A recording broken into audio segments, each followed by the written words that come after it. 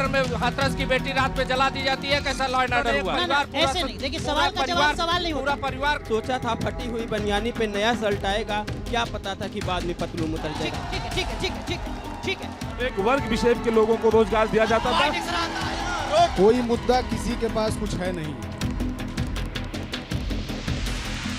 नमस्कार, आप देख रहे हैं जनता का एजेंडा। मैं हूं आपके साथ अनुराग दीक्षित और इस वक्त जनता का एजेंडा में हम पहुंच चुके हैं उत्तर प्रदेश के अमेठी शहर में। वो शहर जो सियासी तौर पर सबसे ज्यादा चर्चित रहता है हर बार जब उत्तर प्रदेश की सियासत की राजनीति की बात होती है। लेकिन 2022 के विधानसभा चुनाव में अमेठी के लोगों के जहन में वो कौन से मुद्दे हैं जिसके आधार पर पोलिंग बूथ पर पहुंचकर वोट देंगे, अपनी वोट की ताकत का इस्तेमाल करेंगे। हमारे साथ अमेठी की जनता यहां पर मौजूद है, मतदाता मौजूद है। मैं चाहूंगा तालियों से एक बार स्वागत कीजिए तमाम हुक्मरानों का, तमाम नेताओं का जो यहां आपके सवालों का जवाब देने के लिए मौजूद हैं। हमारे साथ मंच पर जो तमाम नेता मौजूद हैं उनका परिचय मैं आपसे करा दूं। हमारे साथ डॉक्टर अरविंद चतुर्वेदी साहब हैं, कांग्रेस पार्टी के प्रवक्ता हैं। पिंटू यादव साहब हमारे साथ जुड़ रहे हैं, समाजवादी पार्टी के प्रवक्ता हैं। हमारे साथ भारतीय जनता पार्टी के जिला मंत्री सुधांशु शुक्ला साहब जुड़ रहे हैं। शशिकांत तिवारी जी हमारे साथ यहां पर जुड़ रहे हैं, बीएसपी के नेता हैं, इनकी पत्नी चुनावी मैदान में है। और हमारे साथ जुड़ रहे हैं आम आदमी पार्टी से अनुराग शुक्ला। आप सबका बहुत बहुत स्वागत जनता के एजेंडा में। लेकिन जैसा कार्यक्रम का नाम है, बात सबसे पहले जनता की। अमेठी में 2012 के पहले का सामुदायिक स्वास्थ्य केंद्र देखिए और 2017 का सामुदायिक स्वास्थ्य। ठीक है, ठीक है, ठीक है। हम लोगों ने 2012 से लेके और ये जो गायत्री जी का शासन कर रहा, भरपूर गुंडागर्दी देखी, भरपूर गुंडागर्दी, और औकात नहीं थी किसी की कि एक बंदे को लेकर पूरा थाना यहाँ पर। क्या लॉ एंड ऑर्डर? जी जी, आप बताइए, आप बताइए, आप बताइए। मैं सपा के नेता से पूछना चाहती हूँ कि आप लोग कानून की भी बात करते हैं। यहाँ जब 8 बजे ट्रेन आती थी तो हम महिलाएं जब अपने घर के लिए जाते थे तो डर लगता था, ये होता था कि कहीं अमेठी में रुक जाए, नहीं तो पता चला रास्ते में ही कहीं कुछ हो जाए। आज नहीं है। मेरा सपा से एक सवाल है, जब इनकी सरकार थी तो मेरे पिताजी का किडनैप हुआ था, और जब किडनैप के लिए हमने कोतवाली गए तो वहाँ पे धारा 151 का चालान करा दिया गया। कोतवाली में कोई नहीं था, फिर मुझे महाराज संजय सिंह डॉक्टर साहब से कहना पड़ा या फिर मुझे कल्लू सिंह की मदद लेनी पड़ी, उसके बाद जाके वहाँ से जो है हमें छूट मिली। दूसरा सवाल है, कांग्रेस पिताजी रिहा हो पाए? पिताजी जी हो गए थे, पिताजी तुरंत ही रिहा हुए थे। दूसरा सवाल है, कांग्रेस से जो ये बड़बोला बोलते हैं कि हमने ये करा दिया वो करा दिया, सिर्फ बिल्डिंग बनवाते हैं, बिल्डिंग बनवाने के बाद उसमें ताला लगवा देते हैं। अगर सरकार इतनी उनकी अच्छी है तो ताला कैसे लग जाता है? ठीक है, पिंटू यादव साहब देखिए, ये शख्स हैं, अमेठी के हैं पिंटू यादव साहब। ये बता रहे हैं कि जब आप सत्ता में थे तब इनके पिता का अपहरण हो जाता है, छुटाने का जो काम है वो कितनी मुश्किल से होता है, वो ही अपना अनुभव बता रहे हैं। उन्होंने भाई साहब ने बात कही, उन्होंने अपने बयान में ही कहा कि तुरंत ही वो छूट जाते हैं। क्या सपा पुलिसिया कार्रवाई नहीं छुड़वाया था, मुझे महाराष्ट्र से कराना पड़ा या फिर मुझे किसी के फोन से दबाव नहीं आती, दबाव की बात नहीं है, किसी के फोन से दबाव में नहीं आती। अगर सरकार इतनी अच्छी होती तो धारा 151 का चालान कैसे हो गया? यूपी पुलिस निष्पक्ष रह के काम किया है 12 से 17 से। ठीक है, कांग्रेस के प्रवक्ता से एक सवाल मुझे पूछना था। योगी आदित्यनाथ जब आते हैं अमेठी तो वो राहुल गांधी पर सीधे सीधे गंभीर सवाल खड़ा करते हैं। वो कहते हैं कि आपके पूर्व सांसद जब भारत से बाहर जाते हैं तो भारत के खिलाफ बोलते हैं, जब केरल में जाते हैं तो अमेठी के खिलाफ बोलते हैं। किस नेता को आप अब तक अमेठी में चुन रहे थे? देखिए, ये जो उनका बयान है केवल अपने को हाईलाइट करने के लिए। भाजपा नेता वही बड़ा है जो जितना बढ़िया झूठ बोल ले उतना बड़ा नेता है। कोरोना काल में यहाँ कोई नहीं दिखाई पड़ा, लॉकडाउन में यहाँ कोई पार्टी नहीं दिखाई पड़ी। हमारी नेता प्रियंका जी और राहुल गांधी जी ने खाद्यान्न भेजा, किट भेजा, सैनिटाइजर भेजा, हम लोगों ने घर घर बांटा। जरा जनता से पूछ राहुल जी ने, क्या राहुल गांधी, ठीक है सुन लीजिए, कह ली आपने अपनी बात। क्या राहुल गांधी अमेठी में अभी भी सक्रिय हैं? क्या राहुल गांधी अमेठी में अभी भी सक्रिय हैं? ठीक है, आप कुछ कहना चाहें? आप कुछ कहना चाहें? भेजा, राहुल गांधी जीरो। कहते हैं उनका परिवार है अमेठी, कांग्रेस का परिवार है, राहुल गांधी का परिवार है। वो कहते कोई परिवार नहीं, परिवार होता तो यही रहते, भाग गए अमेठी भाजपा वालों से पूछ रहे हैं, आप इधर पूछिए। किसी की इज्जत नहीं देखा, किसी भाग गए। मैं सपा के प्रवक्ता से पूछना चाहता हूं कि कह रहे हैं कि यूपी पुलिस दबाव में काम नहीं करती है, तो क्यों आजम खां की भैंस दबाव में ढूंढ रही थी? ठीक है, पहले सवाल कांग्रेस के नेता से। राहुल गांधी जब से यहां से केरल गए हैं तब से वो अमेठी को भूल गए हैं। सीधा वो जो बुजुर्ग है वहां पर आरोप लगा रहे हैं। 3 बार राहुल गांधी यहाँ आ चुके हैं। सपा के नेता से उन्होंने सवाल पूछा, वो आपसे पूछ रहे हैं कि आप कहते हैं कि हमारे शासन काल में लॉ एंड ऑर्डर बहुत बेहतर था। वो कह रहे हैं लॉ एंड ऑर्डर शायद आजम खान की भैंस को खोजने के लिए था, भैंस को खोजा जा रहा था, उसके लिए पूरी पुलिस व्यवस्था थी। कह रहे हैं इनके तो मान लीजिए, चलिए ठीक है, इनके जब मंत्री का कुत्ता ढूंढने में पुलिस लग सकती है तो ये आरोप लगाते रहे।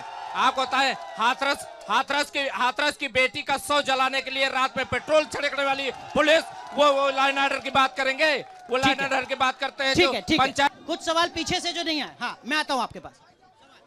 मेरा जो सवाल है तमाम पार्टियों सभी लोगों से है, जैसे कि देखा जाए पिछली सरकार हो या वर्तमान सरकार हो, युवाओं को हमेशा लाठियां ही मिली हैं। जैसे पिछले सरकार में मेरिट के आधार पर भर्तियां कराई जाती थी और इस बार देखा जाए तो 5 साल केवल खिचड़ी पकाई गई और कुछ नहीं हुआ है। चाहे यूपी ट्रिपल एससी की हो और चाहे जो हो, कोई भर्ती नहीं आई, न कराई गई है। इस सरकार में नौजवान बेरोजगार के लिए इनके लिए कोई एजेंडा नहीं है। एजेंडा इनके लिए गाय गोबर, हिंदू मुस्लिम, 5 किलो राशन। और सुनिए, एक मिनट, हम कह रहे हैं कि इनके पास, हम इनके लिए कहना चाहेंगे कि आएंगे जब नतीजे अखबार देख लेना, इस बार साइकिल की रफ्तार देख। ठीक है। बीजेपी के नेता जरा जवाब दीजिए, ये क्या सब कुछ राम, हिंदू, मुसलमान, अयोध्या इसी के इर्द गिर्द घुमा रहे हैं क्या? जिसने राम भक्तों के ऊपर गोली चलवाई हो, जिसने मंदिर बनने का विरोध किया हो, जिसकी सरकार में अराजकता व्यवस्था अपने चरम पे रही हो, महिलाओं की इज्जत फरेआम लूटी जा रही हो, गुंडाई चरम पे रही हो, वो रोजगार की बात कैसे करेंगे? वो तो खाली गुंडाई की बात करेंगे। तो जितना बड़ा समाजवादी, जितना बड़ा गुंडा, उतना बड़ा समाजवादी, जितना बड़ा गुंडा उतना बड़ा समाजवादी। एक सशक्त मजबूत उत्तर प्रदेश बनाने का काम भारतीय जनता पार्टी ने किया है और उसका परिणाम 10 मार्च को दिखेगा। इतना बात खाली गुंडाई कर नहीं पाया, व्यवस्था पैदा नहीं कर पा रहे, घूम रहा है, इसी को मुद्दा बनाने का प्रयास कर रहे हैं। जैसे अभी हमारे सुधांशु भैया ने कहा कि भाजपा सिर्फ हिंदुत्व और राष्ट्रवाद के मुद्दे पे, अभी यहीं बगल के विधानसभा तिलोई, वहाँ के राजा महेकेश्वर शरण सिंह क्या कहते हैं, मुसलमानों को अगर यहाँ रहना है तो राधे राधे बोलना पड़ेगा, वरना पाकिस्तान चले जाओ। उनके, मैं कहता हूँ उनके या किसी भाजपाई के बाप का हिंदुस्तान है। ठीक है, जवाब दीजिए जरा, किसके बाप का हिंदुस्तान है वो पूछ रहे हैं आपसे? हिंदुस्तानियों का हिंदुस्तान है, जो हिंदुस्तान की एकता अखंडता को खंडित नहीं करेगा, जो हिंदुस्तान के संविधान में आस्था रखेगा, भगवान राम को मानेगा, भगवान शंकर को मानेगा, मक्का मदीना को मानेगा, वही भारत में रहेगा। अराजकता व्यवस्था पैदा करने वाला कोई इंसान भारत में रहने लायक नहीं है और रहने नहीं दिया जाएगा। सुन लीजिए, जिस नेता के बयान का ये यहाँ पर उदाहरण दे रहे हैं, मैं नहीं जानता उनका क्या बयान है, लेकिन क्या वो बयान उचित है? उनका किसी प्रकार का कोई इस तरह का धर्म को लेके बयान नहीं। पहली चीज, आपका क्या स्टैंड है? बीजेपी का क्या स्टैंड है? उनका कोई धर्म को लेके बयान नहीं था। उनके वाहन पे उनका प्रचार वाहन था, उसको कुछ लोगों ने, जो अराजक लोग हैं, उन्होंने प्रचार वाहन को तोड़ने का प्रयास किया। और क्या कहा उन्होंने कहा नहीं, उन्होंने जाके 5000 10,000 लोगों के साथ उस गांव में रोड शो किया। हमारे विधायक पूरी तरीके से भारत की एकता अखंडता संविधान के प्रति बिल्कुल गरिमा में उनकी उपस्थिति है। ठीक है, मतलब आपको डरने की जरूरत नहीं है। वो कह रहे हैं आपको डरने की जरूरत नहीं है, आप हिंदुस्तान में ही रहेंगे। नहीं, वो तो हमारा संविधान था, हमारा संविधान जब तक है हम तो सुरक्षित हैं ही। लेकिन वही तो मैं कह रहा हूँ कि ये कहते हैं सबका साथ सबका विकास, या तो ये विधायक जी की तरफ हो लें, प्रत्याशी जो वहाँ के हैं, या तो फिर हम लोग ये हो लें कि हाँ ठीक है, सबका साथ सबका विकास। सबका साथ है, सबका विकास है। और सरकार की योजनाओं का सर्वाधिक लाभ, 79% लाभ मुस्लिम भाइयों को केंद्र और प्रदेश की सरकार ने दिया है। इसी प्रकार की कोई पार्शियलिटी हमारे यहाँ नहीं है। पार्शियलिटी करने का काम कांग्रेस करती है, भारत को बांटने का काम कांग्रेस करती है, समाजवादी पार्टी करती है। मेरा सीधा सवाल, हिंदुस्तान में आपके मुताबिक किसको नहीं रहने दिया जाएगा? जो भारत के संविधान को नहीं मानेगा, जो भारत के टुकड़े करने की बात करेगा, भारत माता की लाज को खंडित करने का काम करेगा, ऐसे किसी भी व्यक्ति को भारत में रहने का कोई अधिकार नहीं। कौन है ऐसा आदमी उत्तर प्रदेश में? कौन है ऐसा आदमी? कोई नेता है क्या?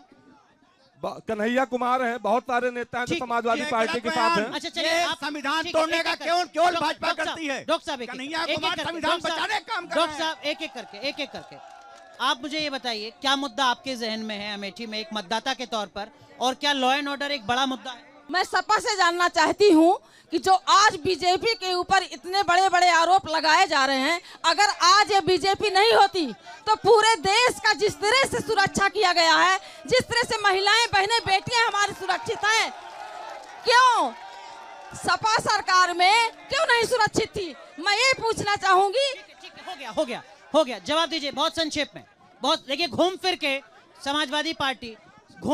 समाजवादी पार्टी को जिस सवाल का जवाब सबसे ज्यादा देना पड़ रहा है वो कानून व्यवस्था से जुड़ा है। हमारी कानून व्यवस्था, सपा सरकार की कानून व्यवस्था भाजपा के कानून व्यवस्था से बहुत अच्छी कानून व्यवस्था थी। उसमें इस तरह के कोई अपराध नहीं होते थे जिसका जवाब भाजपा के पास ना हो। कुछ और सवाल। आपको जानकारी नहीं हो कि माननीय प्रधानमंत्री टेलीप्रॉम्प्टर बंद हो जाता तो बोलना बंद कर देते हैं, उसी तरह आप भी हैं। यहीं लखनऊ में एक आयोग है यूपी SSSC 2016 में वैकेंसी निकालती है जूनियर असिस्टेंट की, आज तक फाइनल नहीं हुई है। ठीक है। सपा की कानून व्यवस्था अगर जो है देखनी है आपको तो पिछले 5 साल पहले का अखबार देख लीजिए आप। हेडलाइंस जो होती थी उसमें बच्चियों से सनी जो है हेडलाइंस आती थी अखबारों में। और सबसे बड़ी बात यह है कि एक बलात्कारी की पैरवी करने वाले के मुंह से बिल्कुल भी कानून व्यवस्था की बातें अच्छी नहीं लगती। कांग्रेस की देन है, चाहे बाईपास हो, चाहे 20 लाख नौकरी देने की बात हो कांग्रेस की। एक मैं अपने सपा के मित्र से कहना चाहता हूं कि मित्रसेन यादव फैजाबाद मिल्कीपुर के सांसद विधायक हुआ करते थे। उनका बेटा सपा सरकार में मंत्री था और उसने लखनऊ की एक छात्रा के साथ बलात्कार किया, उसको गर्भ रह गया शादी के बहाने और गोमती में उसकी लाश डाल दी गई। उसी मुद्दे पर उनको मंत्रिमंडल से त्याग पत्र देना पड़ा और उन्हें जेल जाना पड़ा। उसके बारे में इनका क्या कहना? क्या ऐसे? ठीक है, देखिए दो सवाल। एक सवाल भाजपा के लिए जो घूम फिर कर आ रहा है, ये ऐसा मुद्दा है जो आपकी सियासी मुश्किलें लगातार बढ़ाता है। वो मुद्दा है रोजगार का। यहाँ पर मौजूद जितने भी युवा हैं उनमें से ज्यादातर के जहन में ये टीस है कि उनको वक्त पर नौकरी नहीं मिल पा रही। देखिए 2 वर्ष जो है कोरोना संकट में बीत गया, प्रदेश सरकार का 2 वर्ष कोरोना काल में बीत गया। वो संकट संक्रमण का दौर था और उसके पहले आयोग की जो स्थिति समाजवादी पार्टी ने बना दी थी वो आयोग नहीं रह गया था। हमको उसको छटाई सफाई करने में वक्त लगा और 4.5 लाख लोगों को रोजगार दिया गया, 3.5 लाख लोगों को रोजगार दिया गया। यूपी टेट की परीक्षा कुछ लोगों के द्वारा यूपी टेट की परीक्षा का पेपर लीक हो जाता है, 2 बार लीक होता है। परीक्षा का मतलब क्या? जब पेपर लीक हो जाता है, एक भी भर्ती का इन्होंने नाम नहीं बताया, एक विभाग में इन्होंने भर्ती कराई है, एक भी विभाग में इन्होंने नाम नहीं बताया किस विभाग में इन्होंने भर्ती कराई है। भारतीय जनता पार्टी ने स्वच्छ, सुंदर और व्यवस्थित रोजगार देने का काम किया है। अगर आप पर कोई भरोसा करे तो क्या रोजगार को लेकर आपका कोई रोड मैप है? बात हुई है बहन जी से? आदरणीय बहन जी ने इस बार जो है घोषणा की है कि हम विकास और रोजगार का ही मुद्दा लेके जनता के बीच में जाएंगे। सबसे पहला मेरा सवाल है भारतीय जनता पार्टी के प्रवक्ता सुधांशु जी से कि जो स्मृति ईरानी यहाँ ढोलक पीट कर आई थी, बोली कि मैं ढोलक बजाऊंगी और 13 रुपए किलो चीनी दूंगी। 13 रुपए किलो चीनी क्यों नहीं दिया? पहली चीज मेरा प्रश्न है, जो चीनी बोली थी 13 रुपए किलो दूंगी, वो चीनी 13 रुपए किलो क्यों नहीं दी? जनता आज त्रहमाम कर रही है, किसान। दूसरा सवाल मेरा है, रुक जाइए, चुप रहिए यार, चुप रहे। दूसरा सवाल मेरा सुधांशु भैया से है, सुधांशु भैया आप गोडसे विचारधारा से या गांधी विचारधारा से हैं? और तीसरा दो आपने दो बोले। सबसे पहले ये बता दें, सवाल ये है युवाओं के लिए, इनका 69,000 वैकेंसी में घोटाला हुआ, पेपर लीक हो जाता है। पेपर सर मेरा सबसे बड़ा ये सवाल है कि इन्होंने जो ये भी बता रहे हैं कि 4.5 लाख नौकरियां दी, ये हमें बताएं कि अब तक इन्होंने अपनी नई नौकरियां कितनी दी? सारी नौकरियां। ठीक है, क्वेश्चन मेरा सवाल सुधांशु जी से है, अगर किसान आंदोलन सही था तो इन्होंने, क्या इनके लिए चुनाव ज्यादा इंपॉर्टेंट था जो इन्होंने किसान आंदोलन को हटा दिया? ठीक है, बीजेपी के नेता से, ये कांग्रेस के कार्यकर्ता हैं, कई सवाल सीधे सिर्फ आपसे हैं। पहला सवाल तो जो ये पूछ रहे हैं वो ये कि आपकी विचारधारा क्या है, गांधी या गॉडसे? कहां खड़े हैं आप? न गोडसे की राष्ट्रवाद की विचारधारा है, राष्ट्रवाद की विचारधारा है, राष्ट्रवाद की विचारधारा है। दूसरी गांधी की विचारधारा भी नहीं है, राष्ट्रवाद की विचारधारा है।